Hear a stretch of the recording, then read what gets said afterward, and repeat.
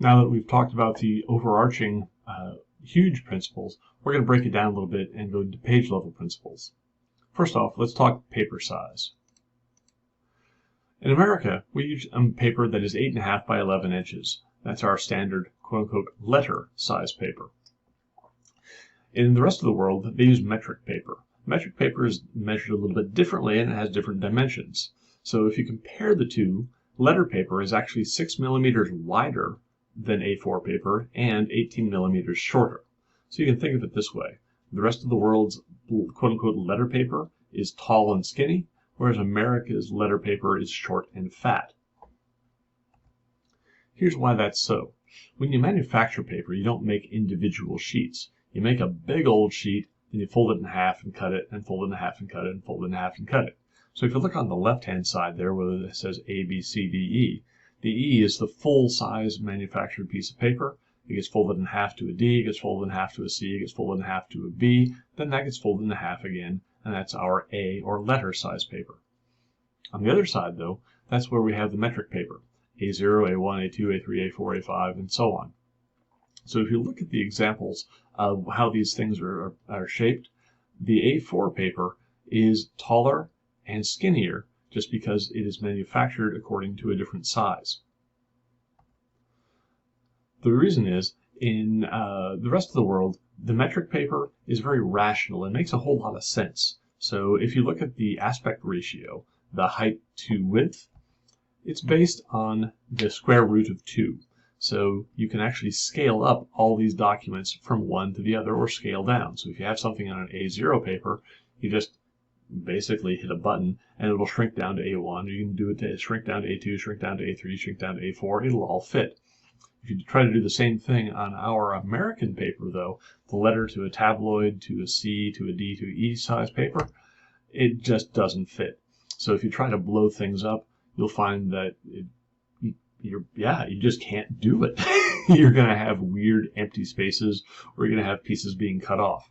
So the rest of the world is using rational paper that makes sense, and America is again stuck with really old measurements that don't make any sense, but we're just using them because it's what we've always used.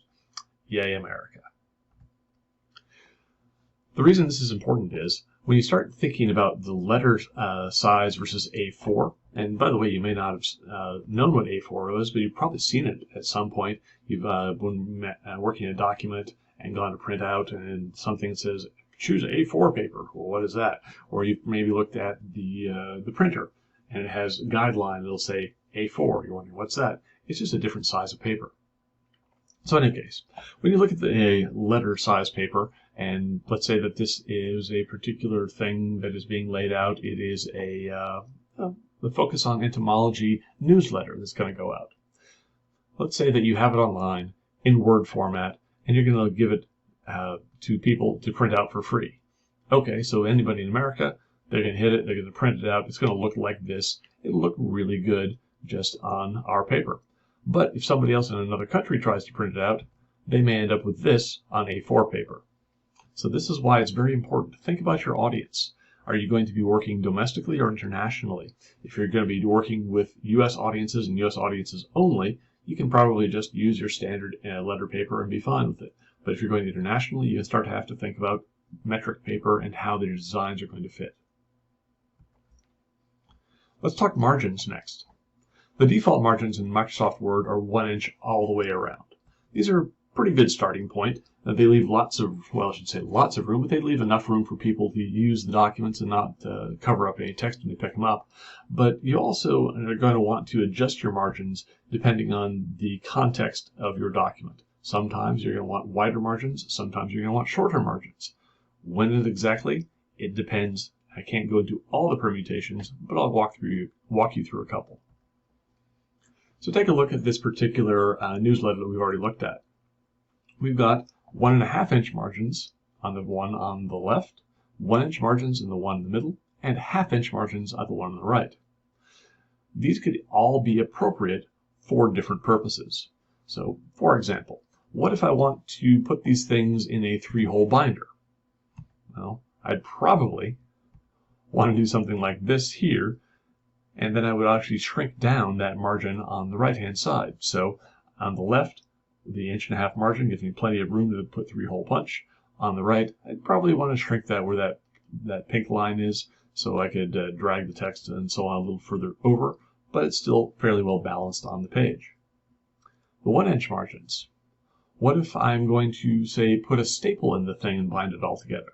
Well, I'd probably put the staple up here in the corner, ka-chunk, and then that 1" margin, that'll let somebody who's using this thing, they'll have room to fold it over. They aren't going to cover up anything with the fold. Also, they can hold the thing in their hand, and their thumb, generally speaking, they're going to hold it with their left hand. Their thumb will sit in that margin between the left edge of the page and the text, the column there on the left. So the 1" margin should be enough for someone to hold it comfortably. How about the one on the right, the 1/2" margin? Well, if I'm going to do something like fold it right here on that edge and have a big piece of paper that's folded in half, in that case, I would definitely go for the 1/2" margin, because I don't need this full-on margin for somebody to hold it like, hold it and in a hand and cover up the text. It's going to be sort of like the cover of a book, so I could print it over further to the left.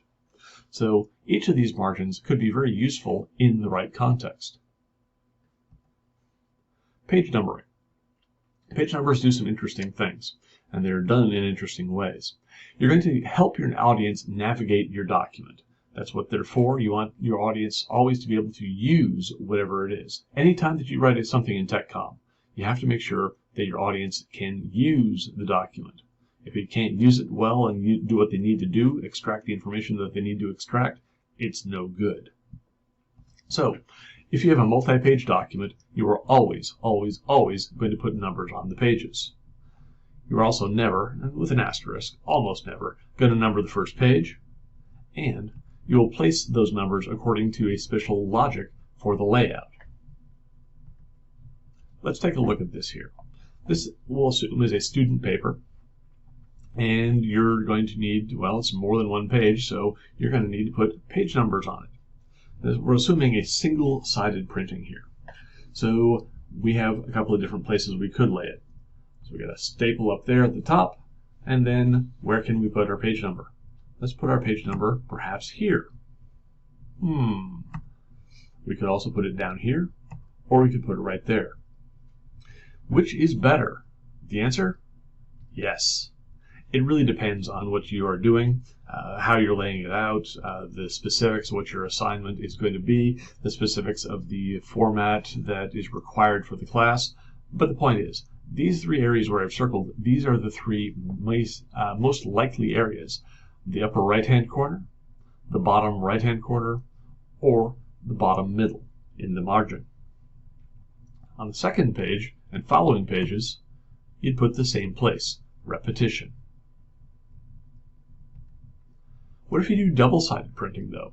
So we have on the left, we have a verso page. On the right, we have a recto page. What do we do? How should we put it? Why should we put it there? Well, if we're going to say perhaps 3-hole punch this thing, we've got a nice wide margin in the middle. We can put our 3-hole punches. And then where do you think the page numbers are going to go?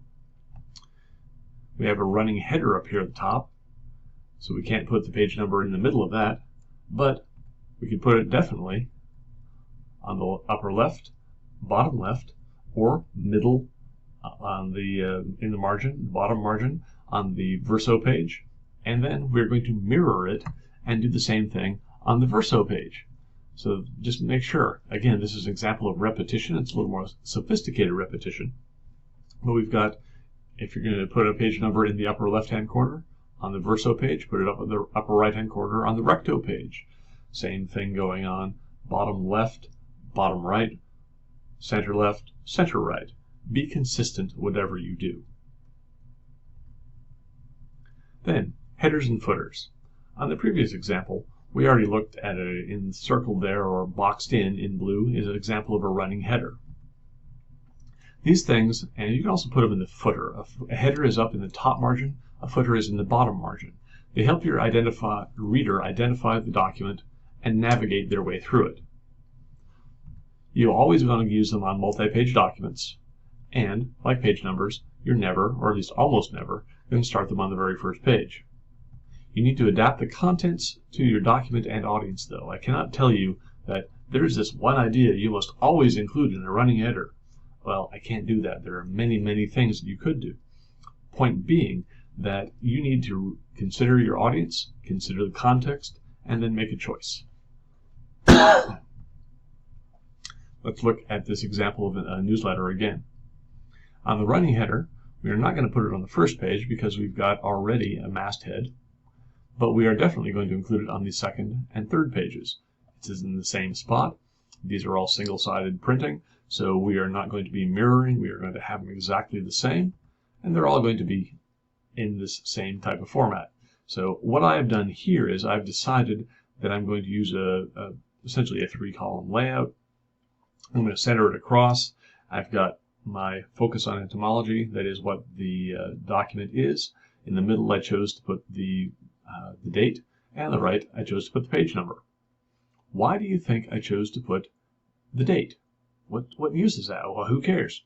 Well, point being, think about this. If this is a newsletter, it's sent out according to date, and the person reading it wants to make sure that they have the correct date they're looking at. Is this the new one I want? I can compare it to the current date and decide, is this new enough for me? I can look at the date and say, okay, is this a new article or an old article? If I'm doing archival research, is this the right one I'm looking at? So for this particular purpose, the date makes a whole lot of sense. If you're writing an academic paper, you may not necessarily want to put the date. You might want to put the class name. You might want to put your professor's name. All sorts of possibilities. Here's another example. This is from my dissertation, and again, this is a 3-hole punch example. I've got a running header on my verso page, and then I've also got the same thing on my recto page, but it's mirrored. In this one, I wrote my name, I wrote the name of the document I'm working on, and the class that I'm working for. So this is an example of something that might work for an academic paper. Again, think about your context, think about your audience, think about the rules under which you are writing. What does your organization want? What is, perhaps, if you're using a style guide of some kind, if you're writing an MLA format paper, if you're writing an APA format paper, if you are writing a Turabian format paper, if you're writing a CSE format paper, or if you are writing an IEEE format paper, whatever it may be, it's going to have some rules about what you need to put in there. Think about those rules, think about your context, think about the purpose you are serving. Put something in that is appropriate. Another page level principle we need to talk about is block indentation, or not indentation at all, actually. Block formatting means you are not indenting the first line of paragraphs. Most technical documents use block format, and in particular I would suggest that you do so for TCOM 2010. Books, though, amateur created documents, these often use indented format. So if we look at an example here, we've got a scan of a book. This is actually a textbook. So what exactly is going on here? Let's look at the design. At the beginning of every paragraph, we have indentations. Why do you think we have indentations? Well, what if we didn't? What would it look like? It would look like a gigantic wall of words. It would just be words, words, words, words, words. You couldn't tell where one paragraph began and the other ended. So that wouldn't work for this particular layout, would it? But what if instead, of indenting the first line, we put vertical space between each paragraph? That would also work really, really well. So take a look at this layout here. On the left-hand side, we've got block format. On the right-hand side, we've got indented format. Which looks better? I would suggest, based on things I've learned over the years, and also just probably on, when I ask you, which do you like better? You probably looked over at the block format and said, yeah, I like that one better. For technical documents such as these, and especially in technical communication, we are going to use block format. Avoid indented format for our purposes in this class. And a final page level principle I want to talk about is page breaks. You need to put page breaks at logical spots. You can put them in the middle of long paragraphs or between major sections. You want to make sure that you don't put them in the wrong spots and create things called orphans and widows. Orphans are things that are left together at the beginning of text, and widows are things that are left together at the end of text.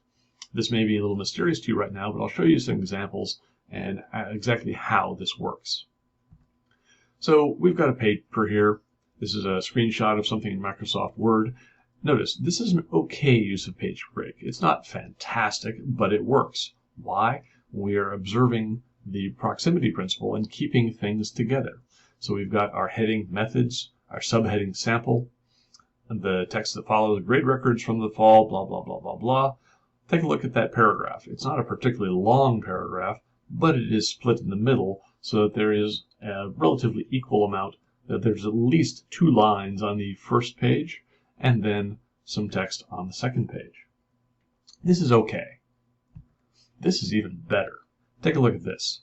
Instead of splitting between the middle of that paragraph, we've just moved it all down and kept it together.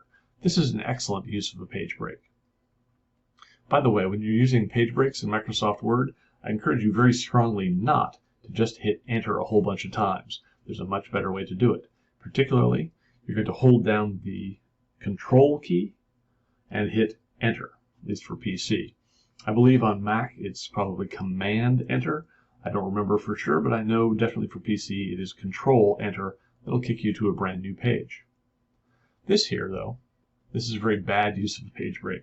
This is what we call an orphan. We have orphaned, because it's alone at the beginning, orphaned that heading. It's just floating out by itself all alone. We are breaking proximity in a bad, bad way. This is also a bad use of page break. We have 2 orphaned headings that are isolated from the text that follows. We've also got this. Now, it's very hard to do this in Microsoft Word. Word will help you, and probably you've noticed sometimes when you're working in Word, you're typing. You've got 2 lines on a page that it'll jump and bring things to the next page and jump back to the previous page. It's helping you to try to avoid this problem. I had to go into Microsoft Word and readjust the settings so it even let me show you this bad example. This is also a very bad use of page break. This is what we call a widow. So we've got all the text and then 1 word or maybe 1 line on that last page, that following page. This is terrible. You can do better. You can mess with your formatting and make sure that this never happens.